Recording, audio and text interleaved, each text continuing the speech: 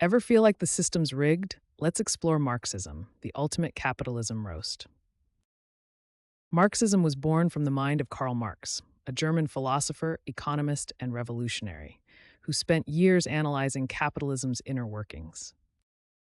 Marx developed his critique during the Industrial Revolution, where workers faced harsh conditions, child labor, long hours, and low wages, all while factory owners accumulated vast wealth. Marx's critique of capitalism centered on how it inherently creates inequality, exploits workers, causes alienation, and fuels class conflict.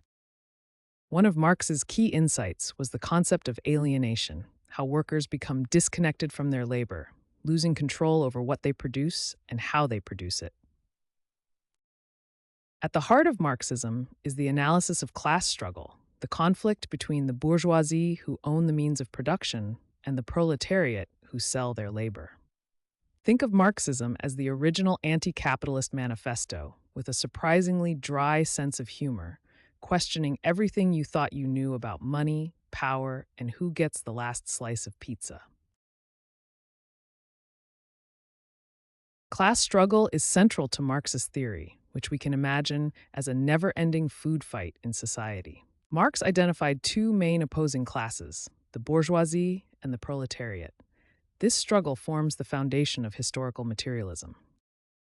On one side, you've got the bourgeoisie, the owners of the means of production, the cool kids with all the snacks. They control factories, resources, and capital. On the other side is the proletariat, the working class who must sell their labor for wages. They're the ones who have to clean up the mess while having little control over the fruits of their labor. Marx argued that history itself is driven by this class conflict.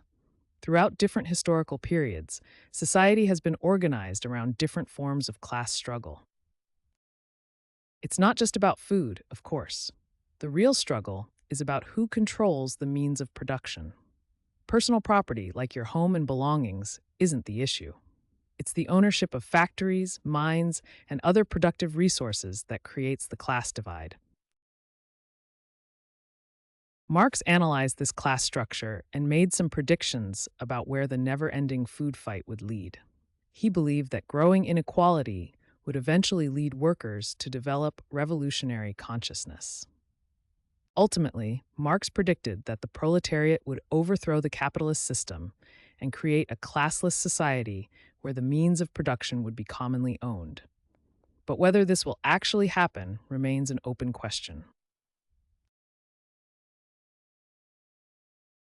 Historical materialism is a key concept in Marxist theory that explains why society is the way it is.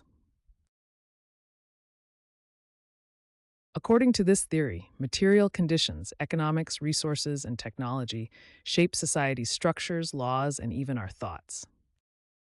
Marx divided society into two main parts, the economic base and the superstructure. The base consists of the material forces and relations of production.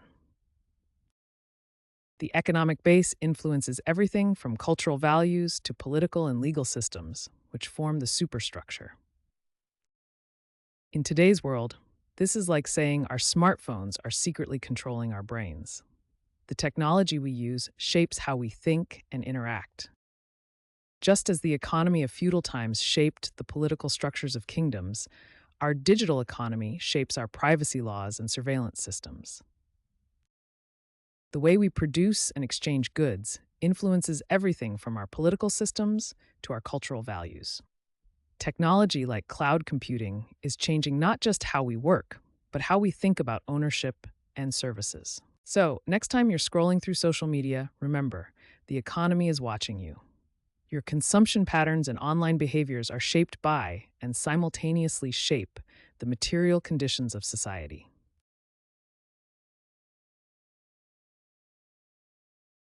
Ever feel disconnected from your work? That's alienation in Marxist theory.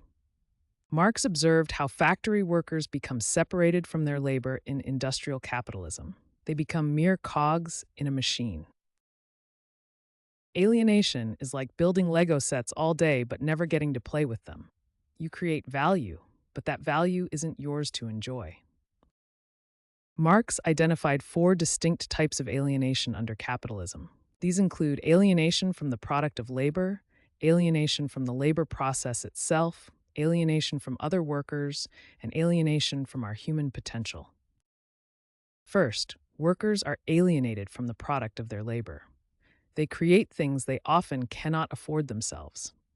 Think of a worker assembling luxury cars they'll never be able to own. Second, workers are alienated from the labor process itself. Work becomes mechanical and meaningless, controlled by someone else. Workers follow strict instructions without creative input or autonomy. Third, workers are alienated from each other. Instead of collaborating as a community, capitalism pits workers against one another in competition for jobs, promotions, and resources. Finally, workers are alienated from their human potential. Instead of work being a creative, fulfilling activity that expresses our humanity, it becomes merely a means to survive. According to Marx, the cure for alienation is to restructure society so workers collectively own and control the means of production. This would reconnect people with their labor, their products, each other, and their human potential. The question remains, is alienation inevitable in our modern economy, or can we find ways to reconnect with our work, our products, each other, and our human potential? Let's dive into surplus value, a core concept in Marxist economics. Surplus value is the value that workers create beyond what they're paid for their labor, and it's a key part of Marx's critique of capitalism. This flowchart shows how surplus value works. Workers provide labor, which creates exchange value. Some of this value goes back to workers as wages, but the rest, the surplus, becomes profit for capitalists. Let's see a concrete example. Imagine a worker who produces $100 worth of value in a day, but is only paid $40 in wages. The remaining $60 is surplus value that goes to the boss as profit. This difference between total value created and wages paid is the essence of capitalist accumulation. Marx saw this as exploitation. The capitalist profits from the unpaid labor of workers who have no choice but to sell their labor power to survive. Surplus value is the engine that drives capitalism. It allows capitalists to reinvest, expand production, increase personal wealth, and outcompete others. This mind map shows how labor is the only element of production that produces surplus value in Marx's analysis, distinguishing it from other economic inputs like land or machinery. To put it in modern terms, it's like your boss claiming all the extra lives you earned in that video game you're playing at work. Don't do that, by the way. So the big question is this fair? According to Marx and Marxist theory, the answer is a resounding no. Base and superstructure is a fundamental concept in Marxist theory. Think of society like a building. There's a foundation that supports everything and a structure built on top of it. The economic base is the foundation, which includes the means of production, economic relations, and how society organizes labor and resources. Marx argued that this economic base determines the shape and characteristics of the superstructure. The superstructure consists of culture, politics, law, education, media, religion, and ideology, everything built on top of the economic foundation. The key insight is that the economic base shapes the superstructure. If the economy is unequal, we'll see those inequalities reflected in laws, art, and belief systems. For Marx, this relationship reveals how the ruling class maintains power. The bourgeoisie controls the economic base and uses the superstructure to legitimize their dominance. But this raises critical questions. Is the foundation solid, or is the whole building about to collapse? Marx believed that contradictions in the economic base would eventually lead to revolution. Fast forward to 2025. Is Marxism still relevant?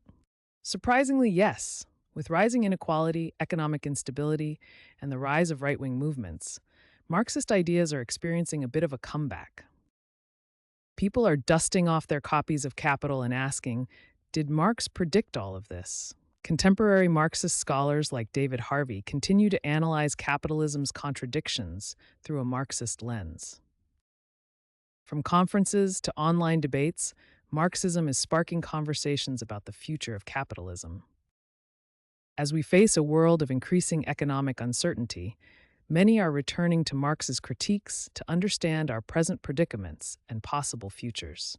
Marxism offers analytical tools that many find helpful for understanding today's economic and social challenges, from rising inequality to the concentration of corporate power. As we enter the era of artificial intelligence and automation, what does this mean for Marxist theory? What happens when robots take our jobs? That's the big question Marxists are grappling with today. Will AI and automation lead to a worker's paradise, where technology frees humanity from drudgery? Or will it just create a more efficient form of exploitation, where the benefits flow to those who own the machines? Marxist analysis suggests that even in a world where robots do most of the work, class struggle could persist if the benefits of increased efficiency aren't shared equitably. If ownership of automation technologies remains concentrated in the hands of a few, if the productivity gains aren't distributed widely, or if new forms of labor exploitation emerge, then the fundamental class contradictions remain unresolved. Welcome to Class Struggle 2.0, where algorithms and automation join the mix. In this new phase, the conflict isn't just about physical machinery, but about who controls the algorithms and data. In this digital economy, we see new elements of class conflict. Who owns and controls the algorithms? Data has become a crucial means of production. AI enables unprecedented worker surveillance, and the digital divide reinforces existing class divisions. As we face this automated future, the central Marxist question remains: who benefits from technological progress? Technology itself is neutral. The social relations around it determine whether it liberates or oppresses. And as technology changes, class consciousness must evolve to address new forms of exploitation.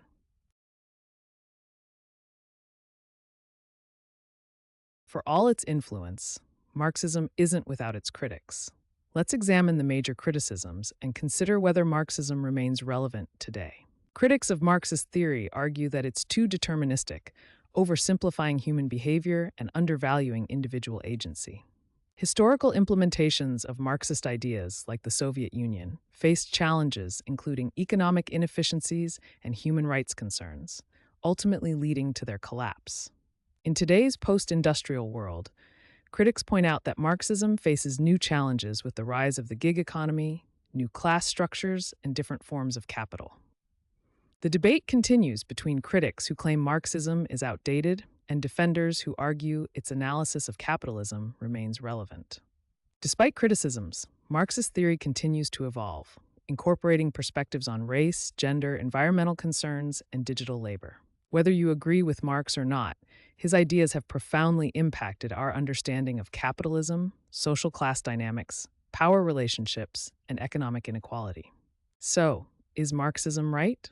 That's a complex question with no simple answer. The key takeaway is to engage critically with these ideas and decide for yourself.